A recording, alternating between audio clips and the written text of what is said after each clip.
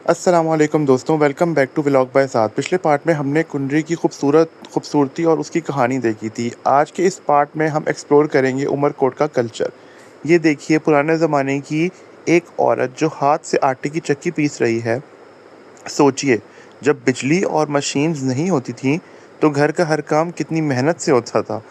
और ये दूसरी तरफ एक औरत लस्सी बना रही है, बिल्कुल देसी अंदाज़, जिस तरह हमारे बुज़ुर्ग गर्मियों में ठंडी लस्सी तैयार करते थे। म्यूजियम में आगे बढ़े तो एक सपेरा अपनी बीन बजा रहा था और उसके सामने सांप का मंजर देखने को मिला। बचपन में सिर्फ कहानियों में सुना करते थे, लेकिन आज इस कल्चर को इतने करीब से देखा एक अलग ही एहसास था। यहाँ सिंधी औरत कढ़ाई कर रही थी। हर डिज़ाइन और हर धागा उसकी मेहनत और हुनर का सबूत है। इसी वजह से सिंधी एम्ब्रॉयडरी दुनिया भर में मशहूर। म्यूजियम के अंदर पुरानी उमरकोट की पेंटिंग लगी हुई थी। इन तस्वीर को देखकर लगता है जैसे वक्त सच में पीछे चला गया हो। फिर हमने सिंध के मुख्तलिफ इलाकों के ट्रेडिशनल ड्रेसेस देखे। हर ड्रेस का अपना स्टाइल, अपनी पहचान और अपनी खूबसूरती है। यहाँ पुराने सिक्के यहाँ पे कई सारे पुराने सिक्के, ट्रेडिशनल ज्वेलरी और खूबसूरत सिंधी लिबास भी डिस्प्ले किए गए थे। हर चीज़ अपनी एक हिस्ट्री रखती है, और इन सब चीज़ों को देखकर दिल में बहुत ज़्यादा खुशी होती है कि हमारा सिंधी कल्चर सबसे पुराना है और बहुत अच्छी हिस्ट्री रखता है। सिक्कों के साथ साथ हमने देखिए पुरानी तलवारें, हथियार भी रखे हुए थे, जो उस ज़माने के बहादुरी और जंगों की याद दिलाते हैं। म्यूज़ियम में हिंदू देवताओं के स्टैचूज़ भी मौजूद थे, जो उमरकोट की मुख्तलिफ मजहबी और तारीख़ी पहचान को दिखाते हैं। पुरानी बंदूकें और दूसरे हथियार देखकर अंदाज़ा होता है कि पिछले लोग किस तरह अपनी हिफाजत करते होंगे। और फिर सिंधी लोक गायक ट्रेडिशनल साज़ों के साथ अपनी मिट्टी की खुशबू को गीतों में ज़िंदा रखते हुए, इनकी आवाज़ में एक अलग ही सुकून था।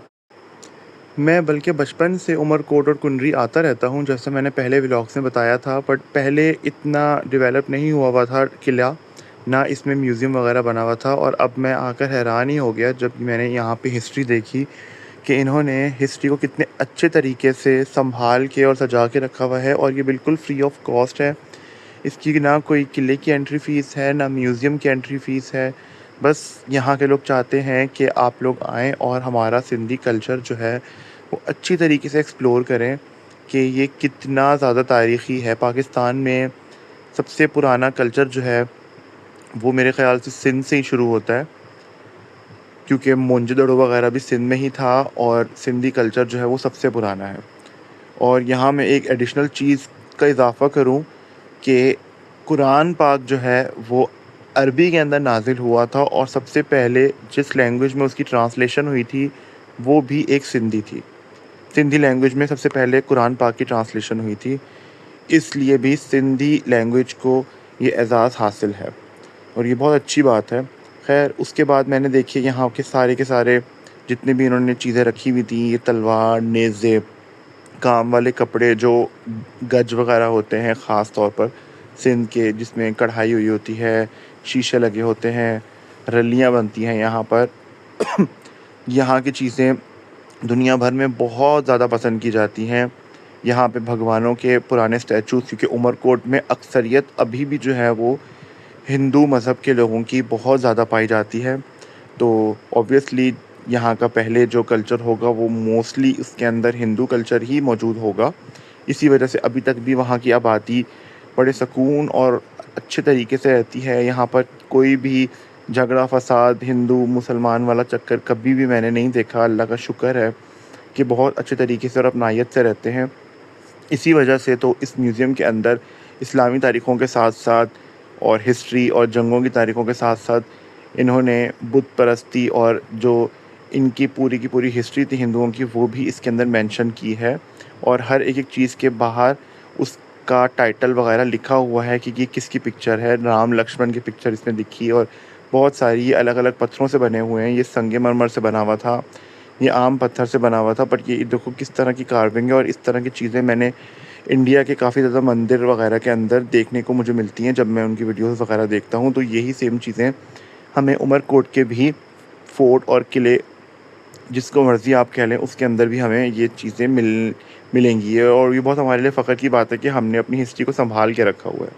क्योंकि हर इंसान उसका मज़हब और उसका जो बैकग्राउंड है वो उसकी हिस्ट्री ही पहचान सकते हैं कि उसकी हिस्ट्री कहाँ से शुरू होती है, और वहाँ से पूरा का पूरा आप शजरा देख सकते हो कि भाई ये इंसान कहाँ से बिलॉन्ग करता होगा। तो ये सब चीज़ें यहाँ पे हमें देखने को मिलती हैं, जो कि बहुत ही ज़्यादा अच्छी और प्राउडली बात है।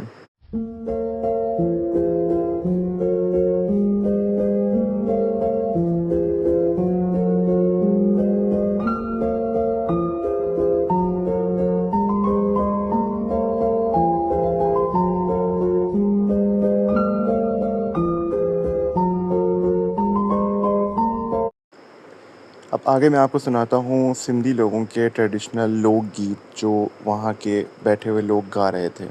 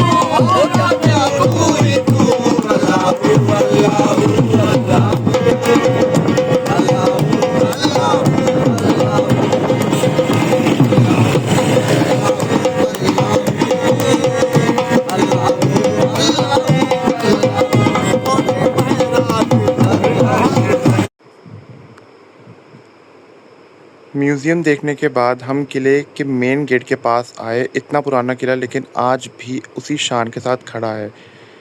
हर दीवार लगता है अपनी कोई कहानी सुना रही हो। इसके बाद हम वापस कज़न के घर पहुँचे, जहाँ घर की बनी हुई गरम-गरम कचौरी हमारा इंतज़ार कर रही थी। सच कहूँ तो घर के खाने का मज़ा ही कुछ और होता है। फिर थोड़ी-सी बाहर की मस्ती भी, बर्गर, चाट, पापड़, समोसे, मतलब पूरा फूड टूर ही हो गया यार। अब वक्त था उमरकोट से कुंडरी वापस जाने का। रात का सफ़र, खामोश रोड और ठंडी हवा। रोड का ट्रिप का अपना ही मज़ा है यार। कुंडरी पहुंचकर घर में हमने आमरस चावल खाए, दाल चावल खाए, साथ में पापड़ और आम का अचार। इस चीज़ का तो मज़ा ही अलग था, लाजवाब। आहा हा हा हा। रात को हम सब कज़न्स ने मिलकर रामेन नूडल्स बनाए। कभी कभी फैमिली के साथ मिलकर किचन में कुकिंग करना भी यादगार लम्हा बना देता है। अगली सुबह हम सब बाज़ार गए कुछ शॉपिंग के लिए। वहाँ से ट्रेडिशनल अजरक के प्रिंट्स लिए। सिंध आए और अजरक ना ख़रीदें, ऐसा कैसे हो सकता है। यहाँ पे हमने बहुत सारे प्रिंट्स निकलवाए, कोई अजरक के, कोई बच्चों के कार वाले, कोई डॉट्स वाले, कोई फ्रूट्स वाले, कोई न्यूज़पेपर प्रिंट वाले। ऐसे प्रिंट्स जो मुझे आम तौर पर इस्लामाबाद में नहीं मिलते कहीं पे भी।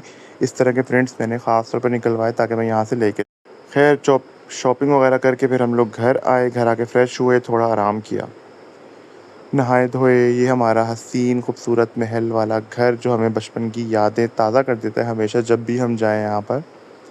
तो मैं हमेशा यहाँ पर आता हूँ रात को। फिर खैर हम लोग को दौरा पड़ गया, हमने फिर मोमोज़ बनाया। फिर अगले दिन सुबह हो गई, अर्ली मॉर्निंग।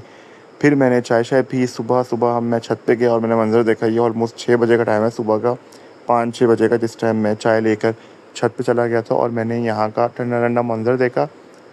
ठंडा-ठंडा बहुत अच्छा मौसम होता है, जबकि जुलाई का महीना चल रहा था, पर कभी भी ऐसा नहीं लगा मुझे कि जुलाई चल रहा है। सब लोग मुझे डरा रहे थे कि उमरकोट और कुंडरी के अंदर बहुत गंदी गर्मी होगी, पर ऐसा कुछ भी नहीं था। उसके बाद सब मिलकर कज़न्स नहर की तरफ निकल पड़े।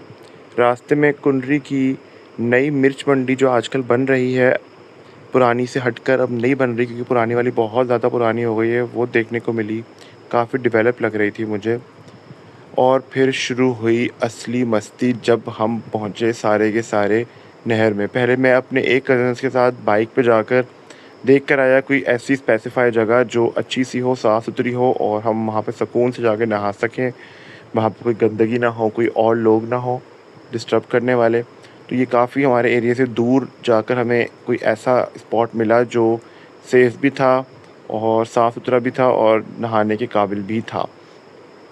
तो ये हम लोग अपने घर से लंबा रास्ता रूट लेकर जा रहे थे, जहाँ पे हमें जो रास्ते में मिर्च मंडी भी नज़र आई थी और वहीं से ही आगे जाकर कब्रिस्तान भी आता है, जहाँ पे मेरे दादा अब्बू की कब्र भी है।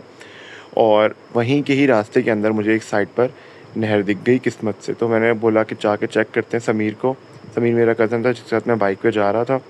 तो मैंने उसको कहा कि रास्ते में जाते हुए चेक कर लेते हैं कि कहाँ पर है। ये मिर्च मंडी थी, अभी फ़िलहाल बंद थी, वरना मैं आपको इसकी डिटेल वीडियो दिखाता, जो नई वाली बन रही है ना। ये इस टाइम पे बंद थी जब मैं पहुंचा था शाम के टाइम ना। ये इस टाइम ऑलमोस्ट टाइम हो रहा था मेरे ख़्याल से 3-4 बजे का या 5 बजे का। मतलब हमारे पास टोटल नहर में नहाने और वापस आने तक हम लोग रोशनी में ही वापस आए थे। ये मेरा छोटा कज़न है, चाचू का बेटा, और इसके साथ मैं घूम रहा था। ख़ैर हमने एक समझो कि एक तरह से एक्सप्लोर की नहर इस जगह पर, वरना हमें इस जगह का पता नहीं था। हमारे घर के पीछे भी नहर का एरिया लगता है थोड़ा-सा, पर वो बंगाली बाड़ा उसको जगह मशहूर है जहाँ पे मकरानी रहते हैं। तो वो जगह अकेले बच्चों के जाने के लिए सेफ़ नहीं होती। कहते हैं कि जब बड़े साथ हो तो फिर जाना वहाँ पे सही होता है, वरना वो स्नैचिंग वगैरह वाला सिस्टम भी उनका कुछ है, वहाँ पे हाइप क्रिएट हुई भी है। तो दैट्स व्हाई हम उस जगह पे नहीं गए थे। हमने ये काफ़ी अपने एरिया से दूर जाके जगह देखी जहाँ पे हम आराम से जा सकें और सेफ़ और ईज़िली हम वहाँ पे जाके नहा धो सकें। तो पहले हम दोनों बस बाइक पे गए और ये काफ़ी लंबा सफ़र था। पहले वो बाइक चला रहा था, फिर रास्ते में काफ़ी कच्चा रोड भी आ रहा था, तो फिर मैंने उसको कहा कि मुझे भी बाइक चलाने को दो, मैं चला के ट्राई करता हूँ यहाँ पर ना। क्योंकि वो मुझसे थोड़ा-सा कम वज़न का है, तो मैंने कहा कि तुम पता नहीं मुझे सँभाल सको कि नहीं मट्टी वाले रोड पर। तो इस वजह से मैंने उससे फिर बाइक ले ली थी। ये ख़ैर हम पहुँचे थे नहर, ये पुल बना हुआ था और यहाँ पे मैंने नहर देखी तो मेरे मुँह से बस निकला वाओ! फिर पहले तो हम दोनों अकेले बाइक पर आए थे। तो पहले मैंने जाकर पूरा इधर-उधर एक्सप्लोर किया कि और कौन-कौन सी जगह यहाँ पे अच्छी-सी बनी हुई हैं। तो यहाँ पे सब बड़े, बच्चे, बुज़ुर्ग बस बैठे हुए थे, चारपाइयों पे अपना एन्जॉय कर रहे थे। कोई कपड़े धो रहा था, कोई नहा रहा था। तो यहाँ पे तो पहले हम काफ़ी आगे जब बाइक पे ही जाके देख कर आए कि ये कहाँ तक जा रही है और किस तरह की है यहाँ पर। तो रास्ते में मुझे काफ़ी बच्चे भी मिले और उनको दिख रहा था कि मैं व्लॉग बना रहा हूँ, तो वो बड़े एक्साइटेड होकर मुझे सलाम कर रहे थे सारे। ये है कि सिंध के अंदर सकाफ़त के साथ तमीज़ और तहज़ीब भी है, जो मुझे और किसी सूबे के अंदर नहीं मिली सिवाय सवात के। सवात के लोग मुझे बहुत अच्छे लगते हैं माशाल्लाह से, बहुत मेहमान नवाज़ हैं। और सिंध तो फ़र्स्ट नंबर पर है। हमारा सिंध तो बहुत अच्छा है, जिसकी मेहमान नवाज़ी मशहूर है। ख़ैर यहाँ से हम लोगों ने पूरा राउंड लिया, एक चक्कर लिया, जहाँ पे मैं देख रहा था कि किस तरह के इलाका है और बच्चे किस तरह के यहाँ पर, जगह सेफ़ है कि नहीं है नहाने के लिए। तो यहाँ से मैंने बाइक हैंड ओवर अपने हाथ में कर ली और उसके बाद फिर मैं आ गया इस जगह पर। यहाँ मैंने इसको डुबकी लगवाने को कहा, मैंने कहा चेक करो पानी कितना गहरा है और पानी के अंदर कुछ चीज़ तो नहीं है कि हम जा सकते हैं कि नहीं। तो बस उसने पानी जाके चेक किया, फिर उसने मुझे बोला भैया पानी तो बहुत अच्छा है और बिल्कुल सही है, मैं तो नहा रहा हूँ, आप भी आ जाओ। मैंने कहा नहीं, बाकी सबको भी लेकर आते हैं, फिर नहाते हैं सुकून से। फिर हम दोबारा घर गए और फिर हमने सारे कज़न्स को जमा किया और हमने चिंची करवाई और चिंची के अंदर एक बाइक और साथ में चिंची, और फिर मैं सबको लेकर आया यहाँ पे नहर में। जब सब कज़न्स इकट्ठे होकर आ गए तब शुरू हुई हमारी असली मस्ती। सब ने मिलकर इतना एंजॉय किया माशाल्लाह से कि उस वक्त का पता ही नहीं चला कि वो कब गुज़र गया। ये लम्हे हमेशा याद रहेंगे। शाम को हम लोग घर आए तो फिर तो हम लोगों को कराची की टेंशन पड़ी हुई थी। ये हमारी आखिरी दिन था कुंडरी के अंदर, तो मैंने कहा कि हम लोग अच्छी तरह से सब मिलकर एंजॉय करेंगे इसको, सब के सब नहाएंगे, स्विमिंग करेंगे। इनमें से किसी को भी स्विमिंग नहीं आती थी, तो मैंने इन सबको स्विमिंग की ट्राई करवाई। मैंने कहा मैंने वैसे स्विमिंग पूल के अलावा वैसे कभी भी चलते हुए पानी में स्विमिंग नहीं की हुई, पर यह है कि तुम लोगों को पैटर्न सिखा सकता हूँ। तो फिर मैंने इनको बारी बारी पैटर्न सिखाया और फिर इन सब ने भी माशाल्लाह से अच्छी खासी स्विमिंग की और बहुत इन्जॉय किया यहाँ पर।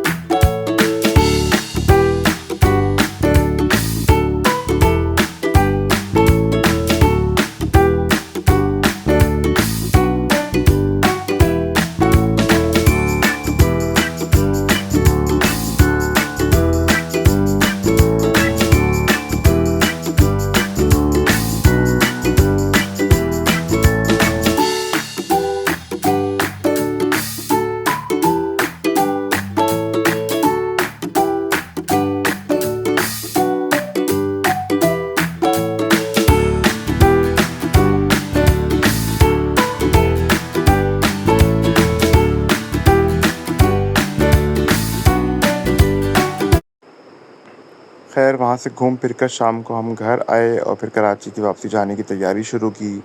बस अड्डे गए और बस की टिकट करवाई सुबह की 4 बजे की।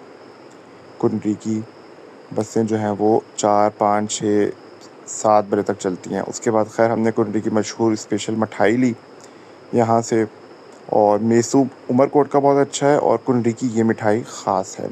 तो मैंने कहा घर वालों के लिए भी यहाँ से कोई सौगात हम कुंडली के लेके चले जाएँ।